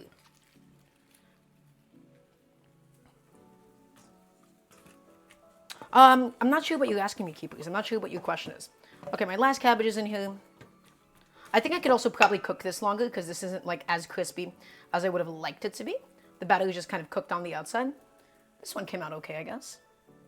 Let me taste it. That's a big thing of batter. Oh, tasty.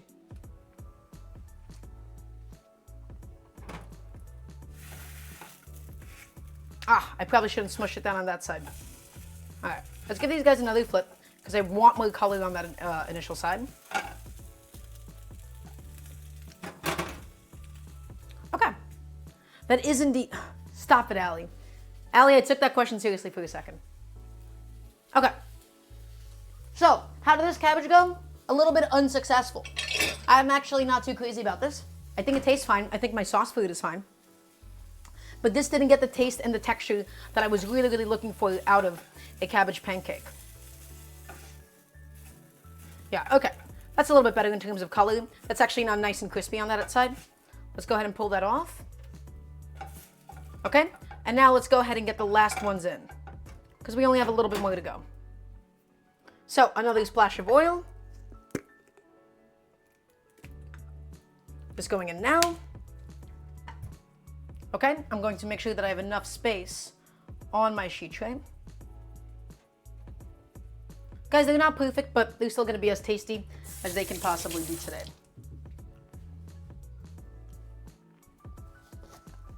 Oh, keepers, that's what you're asking me? You're asking me how do we prepare for a dish food we're making for the first time? Just as Trash Can Cat Mom said, yeah, I try to do a lot of different things. I try to like watch a lot of like really good sources for it at once and try to see like what are the underlying concepts of these things. Okay, last cabbage, everybody. It's going in now. These are all of my teeny tiny scrap pieces. I think it's going to still come out more than okay, even with the scrap pieces.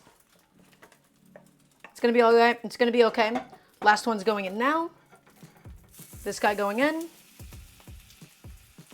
This guy going in. This guy going in. This guy going in. Okay. Lovely. That's it. That's all there is to it. Also, welcome on in, Shockwave Mecca. Hello, hello.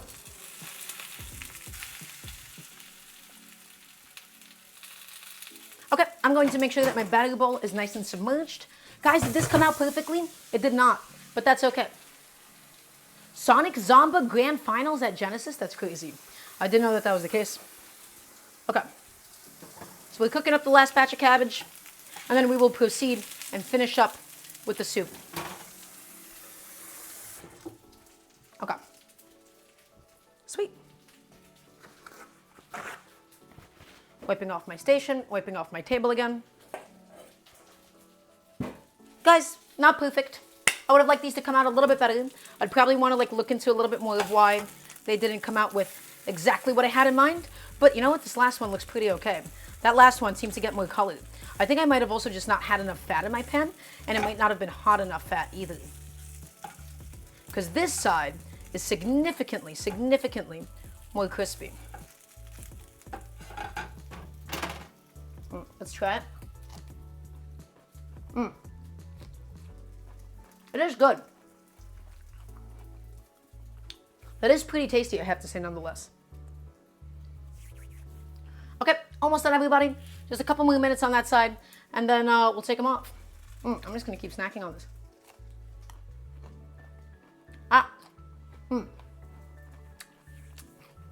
That is roughly what they're supposed to look like, Zeno. But the issue is, they're just not as crispy as I would have liked, and my batter is a little too loose. The cabbage is supposed to become like one with the batter in the cooking process, so it's not, I mean, it's close enough to what I wanted, but it's not exactly where it needs to be, and that's okay.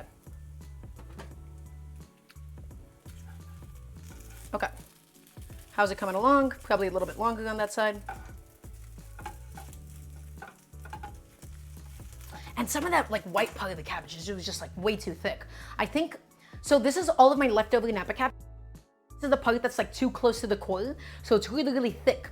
And I think I needed some thinner leaves to actually get this done today. But you know what, guys? We live and learn. All right, that cabbage can come off now. That's all good. This bad boy, yeah, that looks good too. Okay. This came out fine. Was this ideal? No. But did I get rid of my leftover cabbage? I sure did. So that's it. That's all that we need for that. And now, everybody, I'm going to just go ahead and get this pot back onto the heat, and let's go ahead and finish. Let's finish up that soup that we were doing. Okay, I no longer need my spider. We're just gonna get that broth nicely heated up yet again.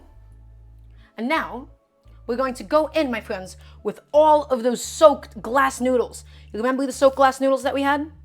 We're going to take it, and we're going to go into the broth. It's okay if there's some of the glass noodle liquid. It'll help make sure that it doesn't over-absorb. And now we're going to go in as well with all of my scallion whites. And now the goal is just to get those glass noodles cooked. It's only going to take a couple of minutes once this is heated back up. Okay? Just a couple of minutes, and we will have a really perfect and a really beautiful duck Gomtang.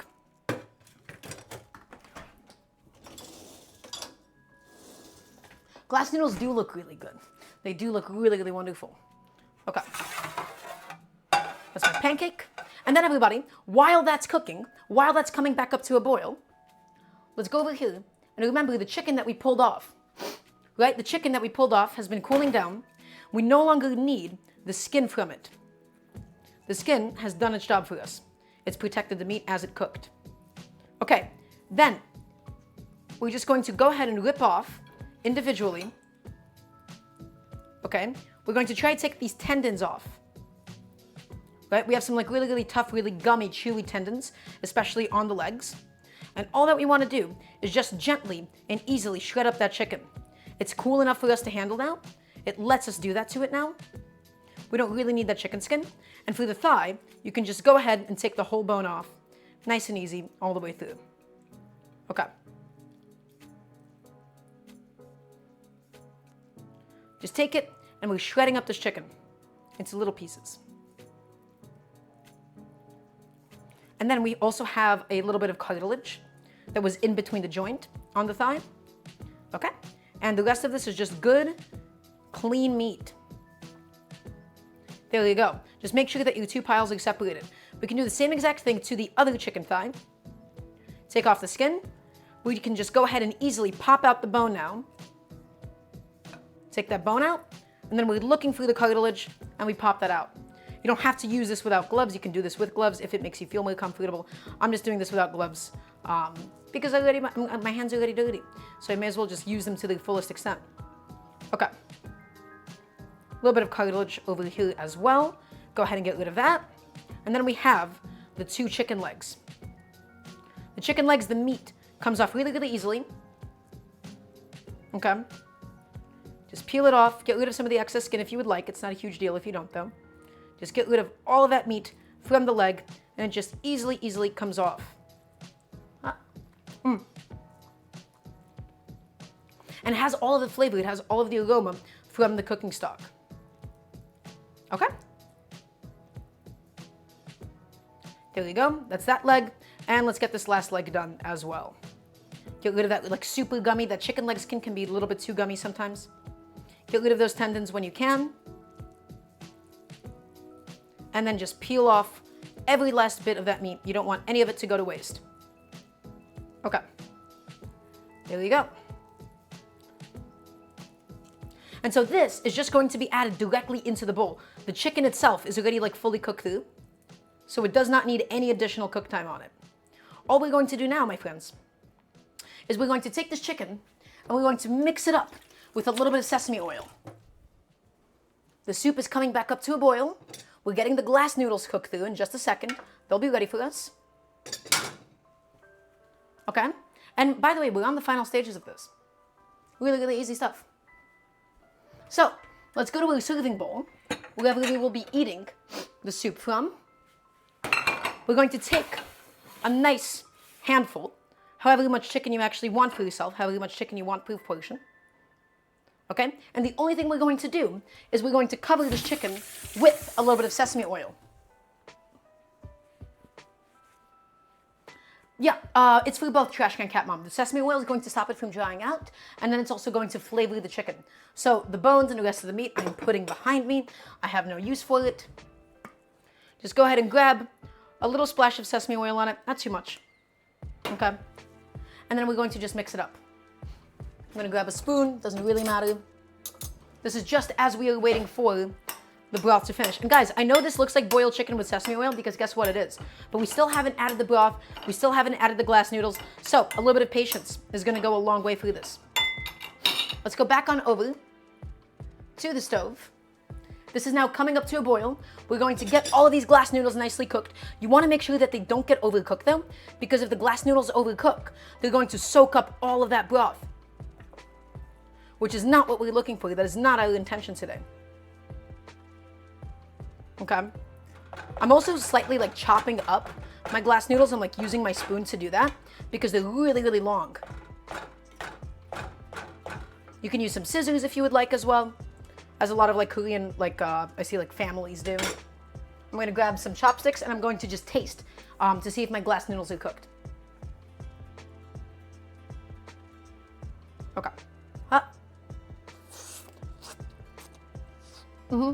Perfectly cooked. We can cut off the heat now. The glass noodles are done, everybody. The only other thing that we do need to do, I'm just going to use a pair of kitchen scissors, a pair of like kitchen shoes, if I can find them somewhere. I actually don't know where they are. Where's my kitchen shoes? Hello? Never mind, it'll be fine. We don't really need it. It'll be okay. Everybody, we're going to now take, this is it. The soup is done. Right, we have the chicken meat in here. We have everything that we possibly want for the soup today. Just the only thing is, look how long it is. I don't know where my kitchen shears are. I would have loved to just like cut this up a little bit. Yeah, okay, I need some scissors. I need some scissors of any kind. I don't know where my kitchen shears are. Come on, I know you're somewhere. Aha, I found it. Okay, everybody, we're just going to use this to cut some of these noodles in half. I know this might seem a little bit strange, but a lot of people do this because glass noodles, they come in and they're exceptionally long. You don't need to over chop them or anything, but this helps us actually be able to get a reasonable ladle of noodles, okay?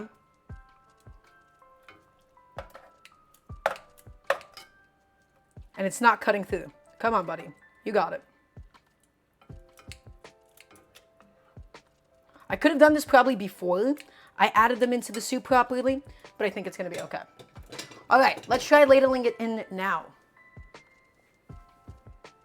Yeah, longer is good for a good slurp, but glass noodles are so long that you can't even slurp them at all sometimes, okay? So let's ladle in that beautiful hot broth with that peppercorn that I can obviously see sitting there, mocking me. Ladle it in. Let's get some more glass noodles, please, and thank you. Come on. In you go. There you go. There it is.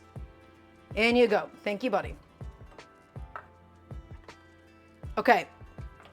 This one glass noodle is so long. Come on. In you go, my friends.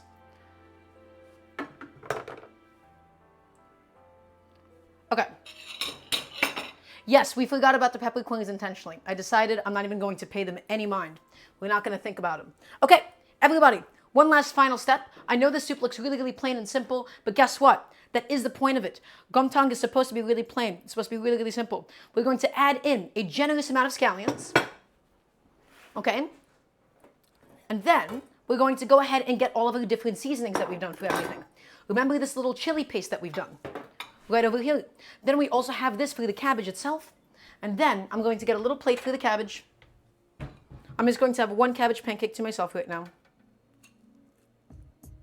Maybe some of the scraps. And take some of that. Lovely. Okay. And honestly, guys, guess what? That's it. I'm just trying to now arrange these in a way that kind of looks nice. Let's go ahead and grab some chopsticks. And then I'm going to just walk all of you through everything that we made today. Okay? There you go. And I'm going to grab a little spoon for my seasoning for the cabbage pancakes itself. Right, so this is some of my spicy sauce, and it's just going directly on top. There you go. Everybody, that's it. We have done everything for today. Really nice, really quick, short stream. I know this was only an hour and 40 minutes, so let's go ahead and have a little taste of everything. This is a really, really lovely gomtang. So we have some glass noodles that we soaked. We have homemade chicken stock. We flavored it all with scallions, with ginger, with garlic, with bay leaves. We cooked some chicken legs in there, and then we took them out and we shredded them up and added some sesame oil. And we finished the top of it with a bunch of scallions, and then of course, these really lovely chewy glass noodles. I have my cabbage pancake here. I had some leftover Napa cabbage. I made a sauce using scallions, vinegar, soy sauce, gochugaru, because you can't have Korean food without gochugaru, some garlic, and I made a really, really nice batter, really simple batter, and I drenched it with that sauce. And then finally, I have this dipping sauce for the stew itself that's also made out of gochugaru, some of the hot chicken stock. And everybody, let's go ahead and have a little taste. So here's what I'm gonna do first. I'm going to take a little piece of chicken. I'm going to just dip it into this paste right here. That was really, really tasty. And then I'm going to try some of the broth.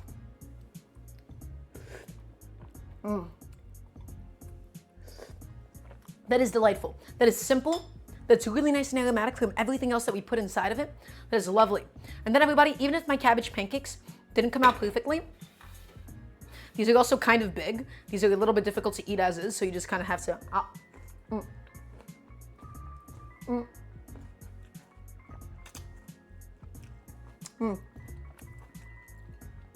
That is a really tasty cabbage pancake, even if it wasn't perfect.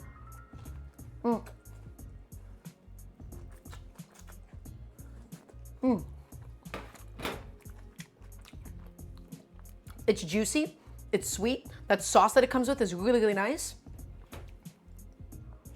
That came out a lot better than I thought it would. I just wanted to get rid of a little bit of leftover cabbage, and I think that was a really, really nice way to do so. Okay, let's go ahead and have another sip of my soup. This time I'm gonna have some of the noodles with it, right? Guys, look how long the glass noodles are. Again, I really recommend for you to cut the glass noodles more.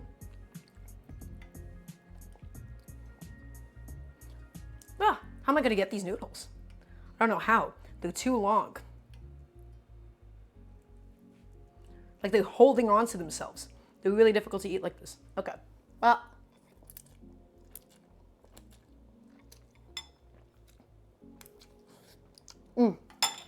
I love glass noodles so much. Also, hi Squiddy. How would I improve on another attempt? I think the biggest thing I would make, I want to make sure that my cabbage, I'm not using like the core of the cabbage Duolingo. Because if I'm using the core of the cabbage, my chicken fell out of my chopsticks. If I'm using the core of the cabbage, it doesn't cut up really easily. So I want to use like some of those outer tender leaves.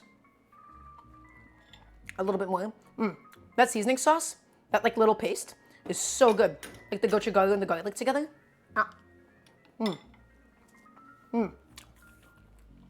It's just like nice and pungent and intense and spicy. It's everything that you want it to be. Okay. And let's have another taste of my pancake. That's a good pancake.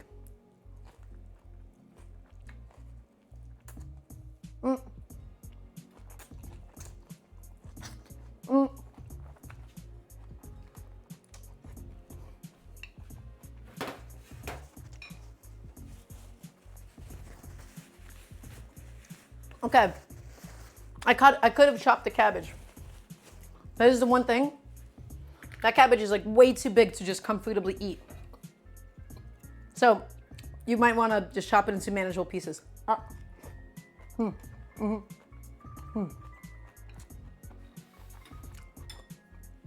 is good. That was really good though.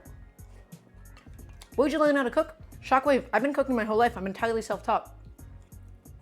I've been cooking for a really long time.